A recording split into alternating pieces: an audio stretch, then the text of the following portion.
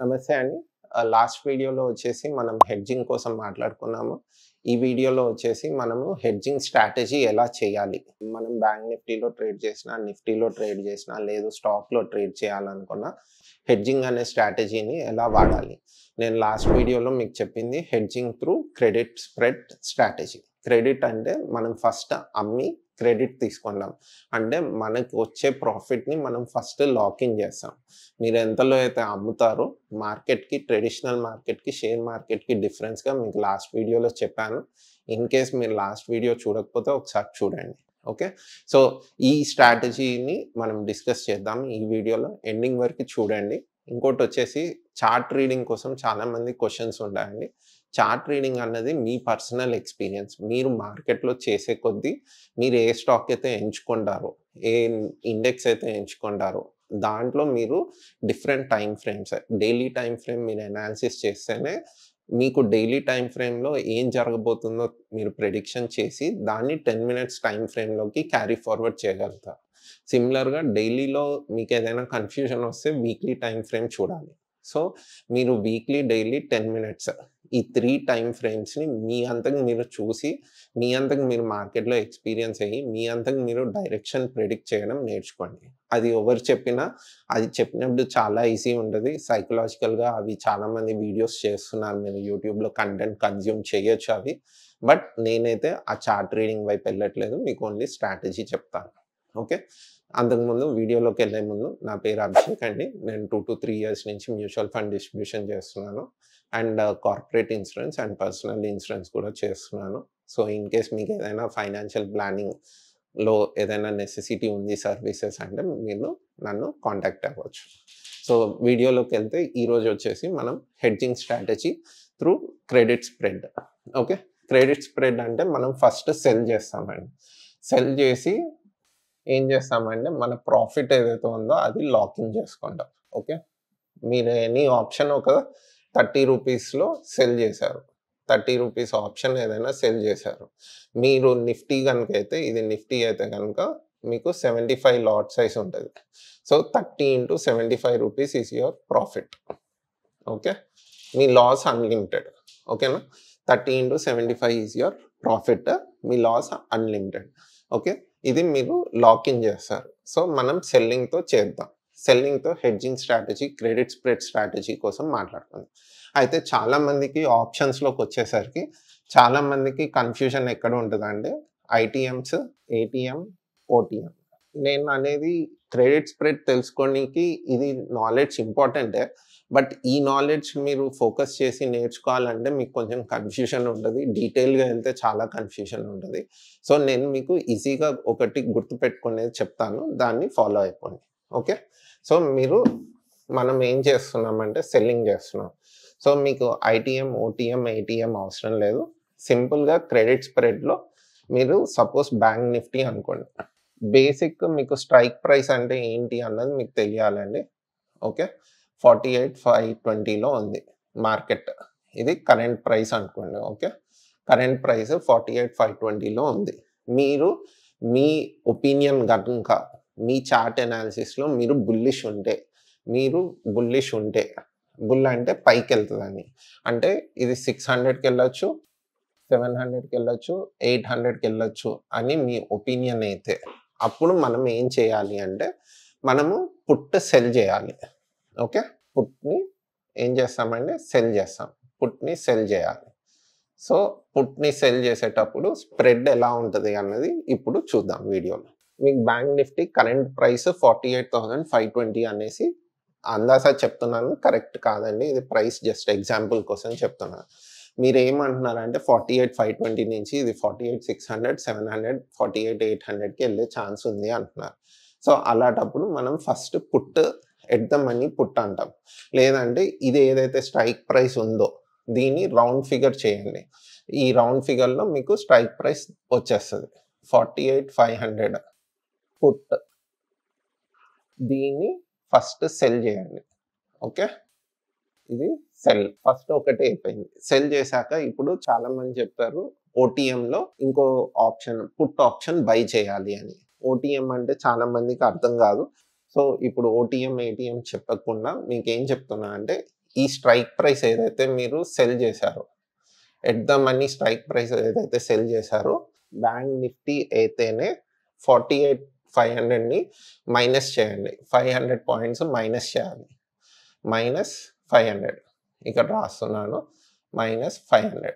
So మీకు ఏమొస్తుందంటే ఏ strike price తీసుకోవాలంటే 48,000 పుట్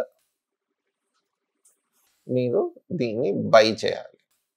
ఓకే, ఇదేంటంటే ఇది మీ ఇన్సూరెన్స్ పాయింట్ అండి. 48,000 పుట్ మీరు ఎందుకు బై చేస్తున్నారంటే ఇది ఇన్సూరెన్స్. మీరు ఏమనుకుంటున్నారు, 48,500 పుట్ సెల్ చేయడం వల్ల మీ ఒపీనియన్ ఏంటి, బుల్లిష్ అవుతుందండి. సో బుల్లిష్ అయితే మీరు ప్రాఫిట్లో ఉంటారు దీంట్లో. బట్ బేరిష్ వెళ్ళింది అనుకోండి, మీరు అనుకున్న ఒపీనియన్ కాకుండా మార్కెట్ సైడ్ వైస్ అయింది, కొంచెం సేపు సైడ్ వైస్ అయింది అనుకుంటే అప్పుడు ఏమవుతుంది, మీరు నెగిటివ్ లాసెస్లో ఉంటారు నేకెడ్ సెల్ చేస్తే.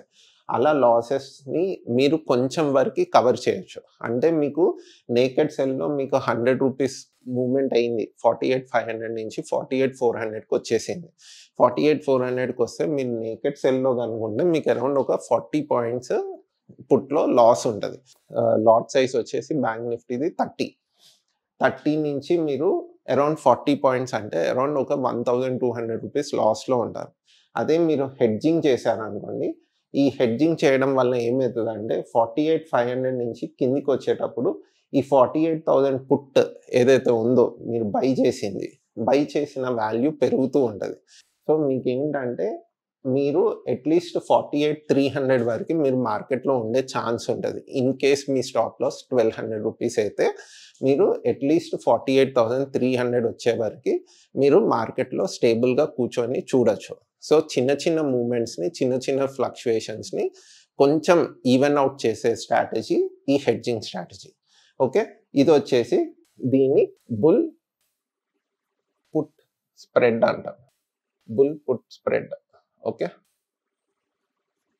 సో మీకు ఎప్పుడైనా బుల్లిష్ ఉంది మార్కెట్ అంటే ఎట్ ద మనీ ఆప్షన్ ఎక్కడైతే ప్రైస్ నడుస్తుందో దాన్ని నియరెస్ట్ 100 వాల్యూ ఆప్షన్ని సెల్ చేయాలి. దాని నుంచి మీరు కాల్ వైపు ఉంది, బుల్లిష్లో ఉన్నారు కాబట్టి 500 పాయింట్స్ పుట్ అంటే కిందికి వెళ్తుంది. సో 500 పాయింట్స్ మైనస్ చేయాలి. చేస్తే 48,000 ఆప్షన్ వస్తుంది. 48,000 పుట్ ఆప్షన్ని బై చేయాలి. ఇది బుల్ పుట్ స్ప్రెడ్ అండి. దీనికి సిమిలర్గానే మనము ఇప్పుడు బేర్ కాల్ స్ప్రెడ్ చూద్దాం. బేర్ కాల్ స్ప్రెడ్ అంటే ఎప్పుడు చేస్తాము అంటే, మీరు మార్కెట్ ఇప్పుడు 48,520లో ఉంది. మీ ఒపీనియన్ వచ్చేసి మీరు చేసిన చార్ట్ అనాలిసిస్లో మీ ఒపీనియన్ వచ్చేసి మార్కెట్ కిందికి వెళ్తుంది. అంటే 48,400కి వెళ్ళొచ్చు, 48,300కి వెళ్ళొచ్చు, 48,200కి వెళ్ళొచ్చు. సో ఈ కిందికి వెళ్ళేటప్పుడు మనం ఏం చేయాలంటే కాల్ సెల్ చేయాలి. కాల్ అంటే ఇప్పుడు మళ్ళీ ఏ కాల్ అంటారు, కాల్ అంటే at the money nearest 100th value తీసుకోండి. ఇది 520 ఉంటే 48,500 కాల్ ఆప్షన్. ఓకే, 48,500 కాల్ ఆప్షన్ని సెల్ చేస్తాం.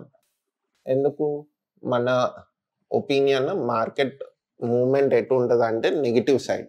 48,300కి వస్తుంది అంటున్నాం కాబట్టి 48,500ని సెల్ చేస్తాం. సపోజ్ ఇక్కడ మీకు డౌట్ వస్తుంది, సార్ 48,580 ఉంటే అప్పుడు ఏంటి, 48,500 600 అని. నియరెస్ట్ 100 వాల్యూ అండి. 80కి +20 చేస్తే 600 వస్తుంది. సో మీరు అప్పుడు ఏం చేయాలంటే 48,600 కాల్ ఆప్షన్ని సెల్ చేయాలి. ఓకే, ఇది ఎట్ ద మనీ మీరు మీకు అనుగుణంగా మీకు ఏది బాగుంటుందో చూసుకోండి, దాన్ని బట్టి సెల్ చేసుకోండి. ఇప్పుడు కాల్ ఆప్షన్ సెల్ చేశాక ఏం బై చేయాలి, పుట్ అంటే మైనస్ కాబట్టి మైనస్ చేసామండి, కాల్ అంటే ఏంటి bullish. So out of the money call ఆప్షన్ని బై చేయాలి. బై చేయాలంటే ఈ ఆప్షన్ ప్రైస్ ఏదైతే స్ట్రైక్ ప్రైస్ ఉందో దానికి +500 చేయండి. సో 49,000 కాల్ ఆప్షన్ని బై చేయాలి. సో ఈ రెండు ఆప్షన్స్ బై చేస్తే ఒకటి సెల్, ఒకటి బై. ఈ 49,000 కాల్ ఆప్షన్ బై చేస్తే మీరు అనుకున్నట్టు మూవ్మెంట్ డౌన్ సైడ్ ఉన్నా మీకు market fluctuation in case market ఒక 200 పాయింట్స్ పైకి వెళ్ళినా 48,720కి వెళ్ళినా కూడా మీరు ఏదైతే నార్మల్ ఆప్షన్స్లో బ్యాంక్ నిఫ్టీ ఆప్షన్స్లో 40 పాయింట్స్ స్టాప్ లాస్ పెట్టుకొని నడుస్తారు చాలామంది. సో అరౌండ్ 1,200 రూపీస్ మీరు లాస్లో ఉంటారు. అంటే మీకు నేకెడ్ సెల్ చేస్తే కనుక మీరు 100 పాయింట్స్లో మార్కెట్ నుంచి ఎగ్జిట్ అయిపోవాలి. అదే ఈ స్ట్రాటజీ మీరు యూజ్ చేస్తే అట్లీస్ట్ ఒక 200 పాయింట్స్ ఆర్ 250 పాయింట్స్ మీరు మార్కెట్‌లో ఉండే ఛాన్స్ మీకు ఉంటది. సో, మీరు మోర్ స్టేబుల్‌గా ఉండొచ్చు అండ్ మాక్సిమం లాస్ కూడా దీంట్లో డిఫైన్ అయ్యి ఉంటది. సో, ఇది మనకొచ్చేసి bear call spread. Okay. So, మీరు call options, put options 2 bullish, bearish మూవ్‌మెంట్స్‌కి మీకు చెప్పాను. ఇంకో నెక్స్ట్ వీడియోలో మీకు క్లియర్‌గా చెప్తాను. దీంట్లో మాక్సిమం లాస్ ఎంతొస్తది? Even market bank Nifty in case జీరోకెళ్ళిపోతే మీకు ఎంత లాస్ వస్తది అన్నది కూడా నేను మీకు సిస్టమ్‌లో చూపిస్తాను. ఇదే బ్యాంక్ నిఫ్టీ బదులుగా మీరు నిఫ్టీలో గనుక చేసినట్టయితే, నిఫ్టీది కూడా మీకు ఒకసారి ఎగ్జాంపుల్ చెప్తాను చూడండి. ఇదే స్ప్రెడ్స్ మీరు నిఫ్టీలో చేస్తే, నిఫ్టీలో మీకు సపోజ్ నిఫ్టీ ఇప్పుడు 22,500 ఉందనుకోండి. ఓకే. 22,500 ఉంది. మీకు మీ ఒపీనియన్ గనుక బుల్ సైడ్ ఉంటే, అంటే 22,500 కన్నా మీకు ఎక్కువైతది, మార్కెట్ 22,600, 22,700 ఎళ్తది అంటే మీరు ఏం చేయాలండి? బుల్ పుట్ స్ప్రెడ్ తీసుకోవాలి. పుట్ స్ప్రెడ్ అంటే ఎట్ ద మనీ పుట్‌ని సెల్ చేయాలి. 22,500 పుట్. దీన్ని ఏం చేస్తారు? సెల్ చేయండి. ఇది సెల్. దీని నుంచి మైనస్ చేయాలి. పుట్ ఎప్పుడు చేసినా మీకు ఓటీఎం రావాలంటే పుట్ స్ట్రైక్ ప్రైస్ నుంచి -200 చేయాలి. ఇది నిఫ్టీకి అయితే -200, బ్యాంక్ నిఫ్టీ అయితే కనుక, బిఎన్ అయితే కనుక -500 అండి. ఓకే. సిమిలర్‌గా మీరు బేరిష్ వైపు వెళ్ళినప్పుడు ఇది +500 అవుతది. బ్యాంక్ నిఫ్టీ అయితే +200 అవుతది. నిఫ్టీ అయితే. సో, ఈ 22,500కి -200 చేయాలి. -200 అంటే 22,300 పుట్ మీరు బై చేయాలి. ఓకే. ఇది బై చేయనీకి. సో, దీంట్లో మీకొచ్చేసి మీరు ఫస్ట్ బై చేయాలండి. ఎగ్జిక్యూట్ చేసేటప్పుడు ఆర్డర్ మారుతది. మీకు చెప్పేటప్పుడు సెల్, బై చెప్తున్నాను. బట్ ఎగ్జిక్యూట్ చేసేటప్పుడు మీకు తక్కువ ఫండ్స్ ఉంటే, ఇన్ కేస్ మీ అకౌంట్‌లో తక్కువ ఫండ్స్ ఉండాలి, తక్కువ మార్జిన్‌తో మీకు ట్రేడ్ ఎగ్జిక్యూట్ అవ్వాలంటే ఫస్ట్ బై ఆప్షన్ చేయండి, ఎగ్జిక్యూట్ చేయండి. తర్వాత సెల్ ఆప్షన్‌కెళ్ళండి. బ్యాంక్ నిఫ్టీ అవ్వచ్చు, నిఫ్టీ అవ్వచ్చు. సో, ఇది ఒకసారి వీడియోని ఒక 2-3 టైమ్స్ చూడండి. ఇది చూసాక నేను నెక్స్ట్ వీడియోలో ఈ దాంట్లో మనకి మాక్సిమం లాస్ ఎంతొస్తది? ఇన్ కేస్ మార్కెట్ జీరో అయిపోతే కూడా మనం మాక్సిమం లాస్ ఎంతొస్తది? మనం ఇలాంటి స్ట్రాటజీలో సిస్టమ్‌లో స్టాప్ లాస్ ఎందుకు పెట్టము అన్నది కూడా మీకు డీటెయిల్‌గా నెక్స్ట్ వీడియోలో అప్పటి వరకు థాంక్ యూ. నమస్తే.